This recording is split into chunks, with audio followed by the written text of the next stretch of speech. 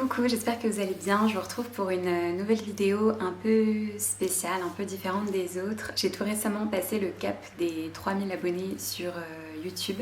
Alors même si c'est pas énorme, ça m'a quand même fait quelque chose. J'ai passé les 1000 abonnés en avril dernier, mars-avril dernier. Et pour l'occasion, j'avais lancé une FAQ sur Instagram et j'avais récolté toutes vos questions et j'avais répondu dans une vidéo YouTube dans le but de, que vous appreniez à me connaître un petit peu plus, que je puisse vous partager un peu mon parcours, qui je suis, etc. Ça vous avait pas mal plu et là quand j'ai passé les 3000 je me suis dit que c'était aussi l'occasion de faire une vidéo un peu différente. Alors pas une FAQ parce que j'en ai fait une là tout récemment, mais je cherchais une idée de vidéo pour que vous en appreniez un petit peu plus sur moi, peut-être pour que vous puissiez vous identifier encore plus, que vous vous rendiez compte que on a encore plus de points communs ou pas d'ailleurs. C'est marrant en fait de se rendre compte, que ce soit ici sur YouTube mais aussi sur Instagram, que j'ai une petite communauté mais composée de filles qui me ressemblent beaucoup et quand j'échange avec certaines d'entre vous, je me rends compte à quel point on a plein de points communs, ce qui n'est pas non plus étonnant puisque ce que je vous partage vous plaît, donc logiquement c'est qu'on a les mêmes centres d'intérêt plus ou moins, ou la même façon de voir les choses, de s'organiser, au niveau du tempérament aussi, etc. Bref, du coup je vous propose aujourd'hui une vidéo où je vous partage 10 choses que vous ne saviez pas et que vous allez du coup savoir sur moi. Alors ce ne sont pas des choses trop intimes ni trop personnelles, hein. Vous commencez à comprendre un peu mon fonctionnement. Je vous partage toujours les choses que j'ai envie de vous partager et qui ne touchent pas à mon intimité, à ma vie trop perso, et puis avec lesquelles je suis en phase et ouverte à la discussion et ouverte d'en parler tout court. Donc j'espère que ça vous plaira, que certains points vous feront sourire si vous vous reconnaissez là-dedans. La première chose que je vous partage sur moi, c'est une chose par rapport à l'alimentation, c'est que je déteste le fromage. Alors vous devez voir que je mange quand même globalement de tout, j'adore la bouffe, j'intègre plein de trucs un peu bizarres dans mes plats et dans mes recettes, vous devez le voir sur Instagram, mais le fromage c'est vrai que c'est un peu un gros problème, c'est-à-dire qu'on fait une soirée fromage vin ou charcuterie fromage vin, en général heureusement qu'il y a la charcuterie sur laquelle je vais pouvoir me rabattre parce que le fromage c'est juste pas possible. Alors j'ai beaucoup évolué en grandissant. Déjà donc, tous les fromages qui n'ont pas vraiment de goût, mais enfin moi je trouve que ça en a, mais tout ce qui est mozzarella, burrata, les fromages frais de type à tartiner, cottage cheese, ricotta, etc. Ça j'en mange énormément. Tout ce qui est aussi fromage blanc, yaourt, etc. aussi beaucoup. Il y a quand même plein de fromages à pâte dure que j'aime comme le parmesan, le comté, l'emmental. Mais ça c'est pareil, j'ai évolué avec le temps. Quand j'étais petite, je ne pouvais pas en manger. Globalement, il y a de plus en plus de fromages que je mange cuit, puisque aujourd'hui j'adore la raclette. Je mange aussi de la tartiflette, je mange du Mont d'Or. Donc vous allez vous dire en fait, oui, t'aimes le fromage, mais ça a vraiment évolué ces dernières années sur un plateau avec tout ce qui est gorgonzola, roquefort, chèvre. Le chèvre, je peux pas, c'est horrible, je peux pas manger de chèvre. Mais pareil, j'ai appris à aimer la feta, du moins je m'adapte et je réussis à en manger parce que c'est plus doux, mais le fromage de chèvre c'est vraiment très dur. Et tous les fromages forts, le bleu, etc., je ne peux pas. Donc ma hantise, c'est les soirées fromage vin où je ne peux rien manger à part le pain. Et la pizza 4 fromages, ce qu'il y a très souvent dans les soirées où des pizzas ont été commandées sans qu'on choisisse forcément le goût. Quand il y a une pizza 4 fromages, c'est compliqué pour moi. La deuxième chose que je vous partage, je pense que j'en ai jamais parlé ici.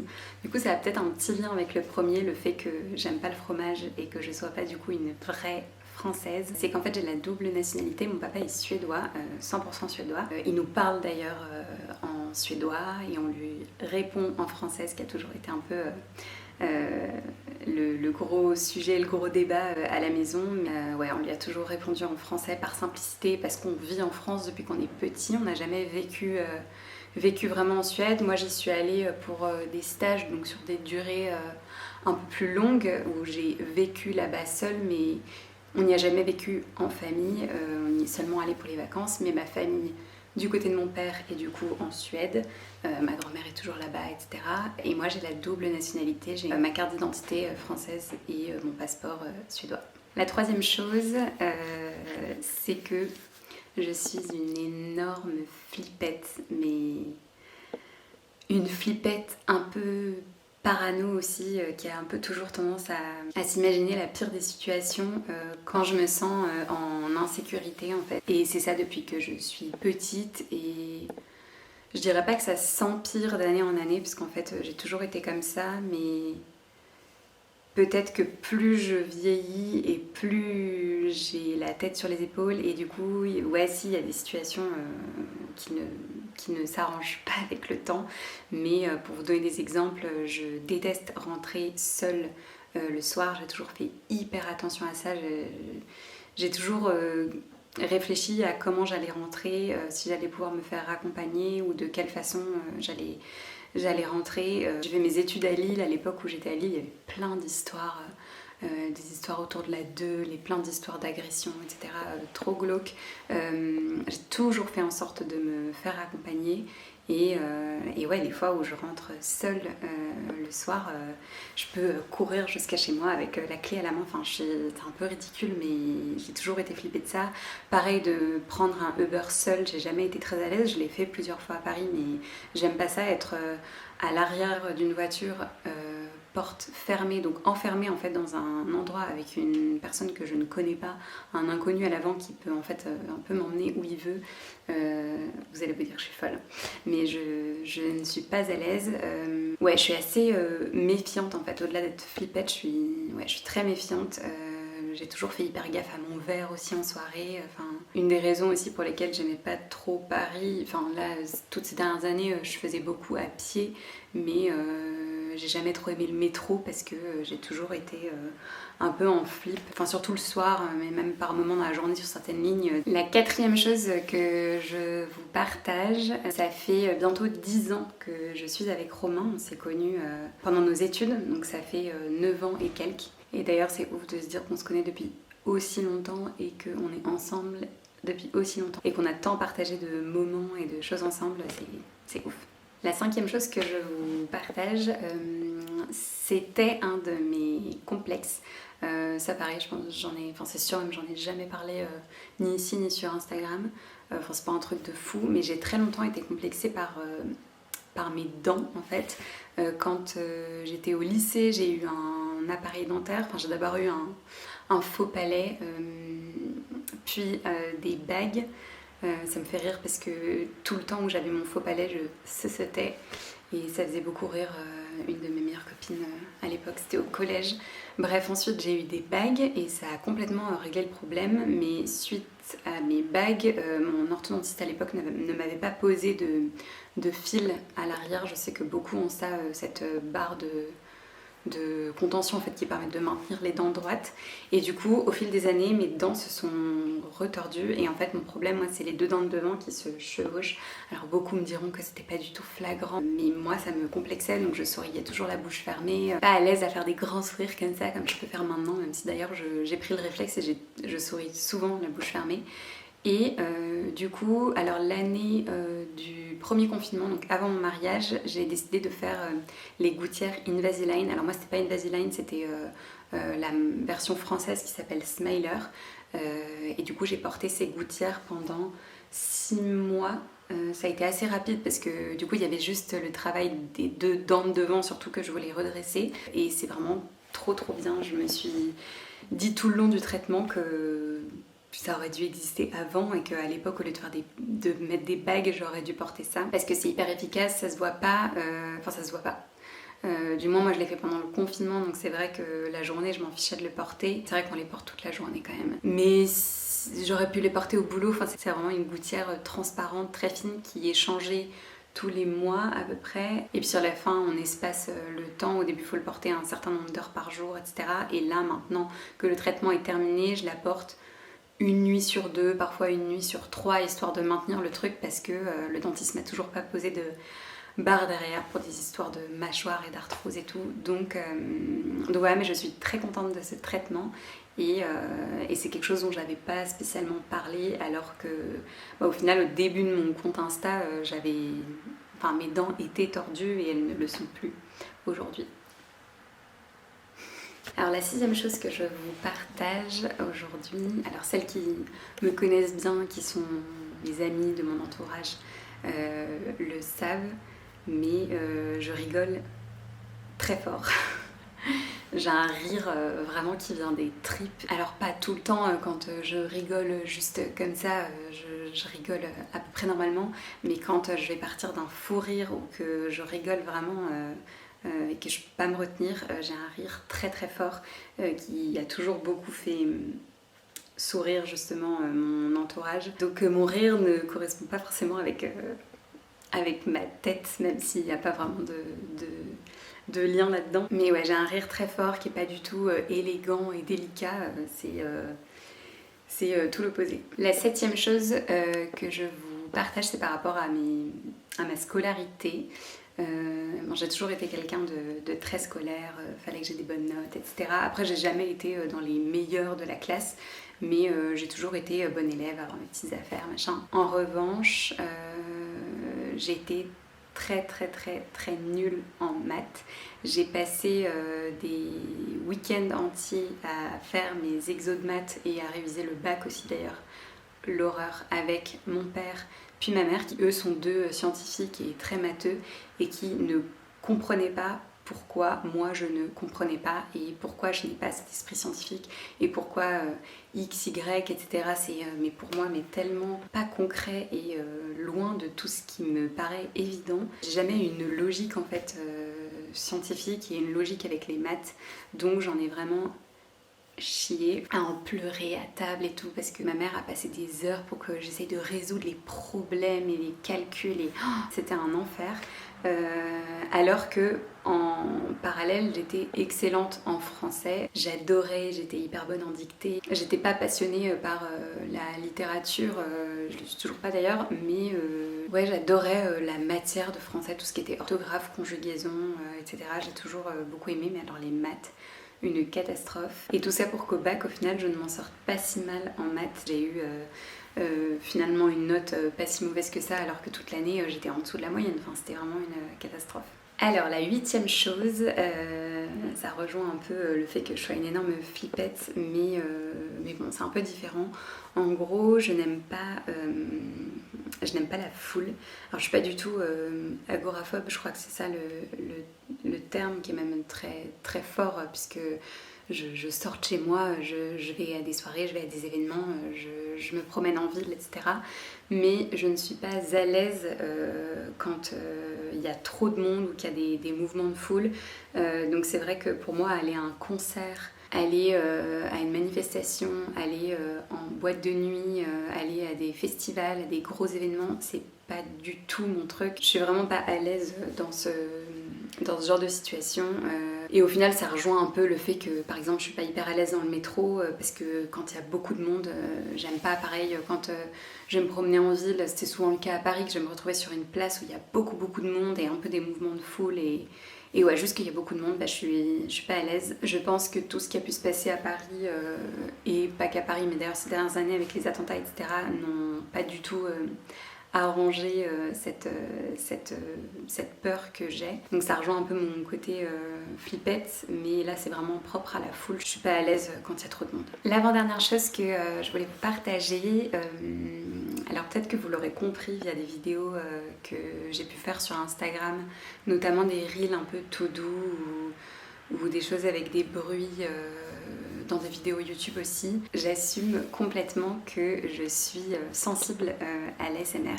Alors d'ailleurs pas du tout en ce moment, mais pendant longtemps je m'endormais en regardant des vidéos d'ASMR. Alors pas n'importe lesquelles, je suis pas du tout tout ce qui est bruit de bouche, bruit de bouffe, bruit de manger et tout, c'est pas du tout ce qui me détend. Moi ce qui me détend c'est vraiment tout ce qui est soin, donc on va dire tout ce qui est brossage de cheveux et tout ce qui est Ouais, toucher le visage, massage, etc. Ça a commencé en fait pendant mes études. Je me souviens que quand je me suis mise à regarder des vidéos YouTube, je regardais pas mal des vidéos de tuto maquillage et en fait ça m'endormait de voir des filles se maquiller, s'appliquer le maquillage, puis se coiffer, etc.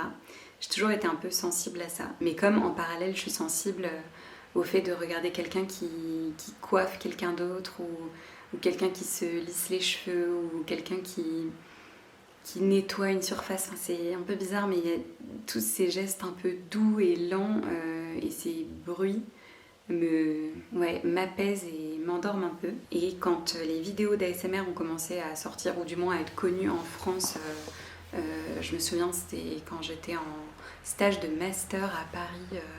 Je me souviens très bien quand on a découvert ça avec mes collègues au boulot. Et en fait, je me suis mise à m'abonner à certaines chaînes de youtubeuses ASMR. Ça me détend et ça m'endort, mais en deux. Donc j'ai eu toute une période où quand j'étais un peu stressée, etc. par le boulot, je regardais pas mal ça le soir pour m'endormir. Là, en ce moment, pas du tout. Mais c'est un peu parfois j'aime bien m'en mettre une pour me détendre et m'apaiser. Mais je suis complètement sensible à l'ASMR. Alors je sais que beaucoup, ça les crispe à l'inverse et ça les dégoûte. Et comme le fait de toucher les cheveux de certaines personnes à qui ça va leur faire mal, ça va les déranger, moi, ça m'endort complet, quoi. Donc c'est vraiment une question de sensation et de sensibilité. Et d'ailleurs, pour l'histoire marrante par rapport à l'ASMR, c'est que quand j'ai découvert l'ASMR, donc je regardais souvent le soir, ou du moins quand j'étais toute seule, et donc c'était à l'époque où je bossais donc dans cette boîte quand j'ai découvert les vidéos d'ASMR. C'était un soir où j'étais toute seule, Romain n'était pas là, il était en déplacement pro, et moi je suis rentrée d'un dîner avec des copines, d'un verre avec des copines, enfin pas du tout tard, ni j'avais même pas spécialement bu d'alcool, enfin bref, je me suis couchée et je me suis mise une vidéo comme ça sur mon portable sans qu'il soit en charge ou quoi. Je me suis dit, je sais pas, je vais regarder une vidéo d'ASMR, et en fait je me suis endormie et je me suis réveillée le lendemain matin avec mon portable dans les mains éteint puisqu'il s'était coupé, puisqu'il n'était pas en charge et qu'avec la vidéo ça avait pris trop de batterie, quoi. Je ne savais pas quelle heure il était, je me suis réveillée, il faisait grand jour dans ma chambre, machin. Je finis par aller brancher mon tel, trouver l'heure sur mon iPad, je sais plus, je vois qu'il était 11h30 alors que c'était une journée de boulot, quoi. J'étais censée aller bosser. Mon portable se rallume, j'avais mis je ne sais pas combien d'appels en absence de Romain, mais aussi de mes boss, de mes collègues. Tout le monde s'inquiétait sur mon état et ce que je faisais, parce que c'est pas du tout mon genre d'arriver en retard au boulot. J'ai toujours été réglo et tout ça, de pas prévenir, enfin d'être injoignable. Enfin, tout le monde s'inquiétait. Et bref, ça a fait rire tout le monde parce que donc j'étais en start-up à l'époque, on était tous assez proches, mais quand je suis arrivée au boulot et que je leur ai dit que je m'étais endormie devant une vidéo de l'ASMR. En plus, on en a ri parce que l'ASMR, je l'avais découvert via mes boss et mes collègues. On s'était retrouvés à regarder des vidéos d'ASMR au bureau en rigolant, en se disant mais c'est trop drôle, qui est sensible à ça, machin, il y en a que ça détend, nanana. Donc bref, voilà pour l'anecdote par rapport à ça. Donc comme quoi ça m'apaise et m'endort vraiment. Et pour finir, donc la dernière chose que je vous partage aujourd'hui, c'est le fait que je ne sois pas du tout branchée série, alors que c'est vraiment un gros truc depuis des années, voire même plus, mais depuis la grosse tendance autour de Netflix et le développement de Netflix, et puis d'Amazon Prime, d'OVH, etc. Enfin bref, puis la télé tout court en fait, tous ces gens qui regardent des séries et qui en parlent beaucoup sur les réseaux sociaux et même dans mon entourage, enfin moi je suis entourée de personnes qui regardent énormément de séries, et en fait moi j'arrive pas, enfin j'ai jamais été série. Il y a des séries que j'ai commencé que je n'ai jamais terminé, j'arrive jamais à aller jusqu'au bout. Alors ce qui fait beaucoup rire Romain, c'est qu'il y a des séries que j'ai commencé et que j'ai terminé, mais qui sont hyper cucu en fait, du genre Emily in Paris, ça m'a bien occupée pendant le deuxième ou troisième confinement, je sais plus, et je les regarde en entier, je les dévorais, c'était frais, c'était marrant. Il y a des séries comme ça, Plan Cœur aussi, Bridgerton, enfin des séries très fifi en fait. À l'époque, quand j'étais beaucoup plus jeune, mais j'avais regardé tout, Desperate Housewives aussi. Et oui, il y a quelques séries phares comme ça, Casa de Papel aussi. Enfin là, je me suis arrêtée parce que les dernières saisons, ça m'a un peu saoulée, mais j'avais vu la saison 1 et 2, je crois, en entière, j'avais adoré. Mais c'est vraiment exceptionnelles. Enfin là je viens de vous en citer quelques-unes, mais je pense que globalement ça rassemble un peu toutes les séries. Je n'arrive pas à me mettre dans des séries et à les regarder jusqu'au bout.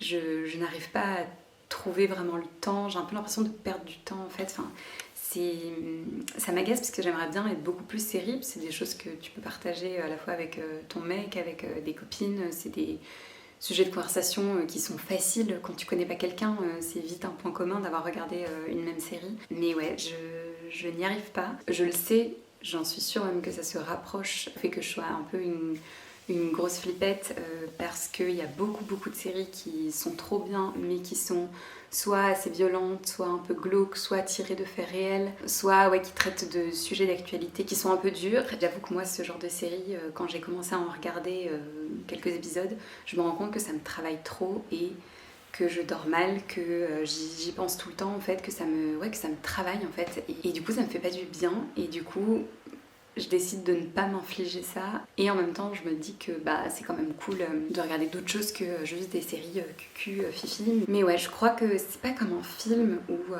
c'est un film d'1h30, parfois 2 heures ou un peu plus, mais basta et on passe à autre chose. Une série, on rentre vraiment dans un truc où ça fait un peu partie de notre quotidien et ça peut durer des semaines, voire des mois. Et du coup, quand c'est trop dur, ça me prend beaucoup d'énergie, ça peut me stresser un peu. Enfin, j'ai décidé d'accepter et de ne pas m'infliger ça. Et tant pis, je regarde des séries qui sont très légères et parfois un peu futiles et cucu, mais au moins c'est good vibes only. Je ne m'impose pas des choses négatives et du stress en plus. Donc voilà pour ces 10 petites choses que vous ne saviez pas forcément sur moi, dont j'avais jamais parlé. Donc comme vous voyez, il n'y a rien de trop personnel, hein. C'est des choses que je suis contente de partager avec vous. Dites-moi dans les commentaires dans lesquels vous vous reconnaissez ou vous identifiez, ou si à l'inverse ça vous surprend que je sois comme ça, ou faites-moi vos retours. Je suis curieuse de savoir un petit peu ce que vous en pensez et comment vous êtes, comment vous percevez les choses. J'en profite du coup pour vous remercier pour votre fidélité, votre soutien. Si j'ai passé les 3000 abonnés, c'est grâce à vous, à vos encouragements, à vos gentils mots au quotidien sur Instagram, toutes celles qui me laissent aussi des mots sur YouTube. Je suis vraiment trop contente de cette évolution, je m'éclate dans ce que je fais. Je pensais pas du tout en arriver à faire des vidéos un peu de ce type sur YouTube, puisque de base je l'avais vraiment lancé juste pour le YoFit. Mais je suis vraiment contente de varier mon contenu et de voir que ça vous plaît. Donc merci du fond du cœur. On se retrouve très vite pour une prochaine vidéo et en attendant au quotidien sur Instagram. À bientôt. Appalachian sunrise meets my skin. Even with my eyes still closed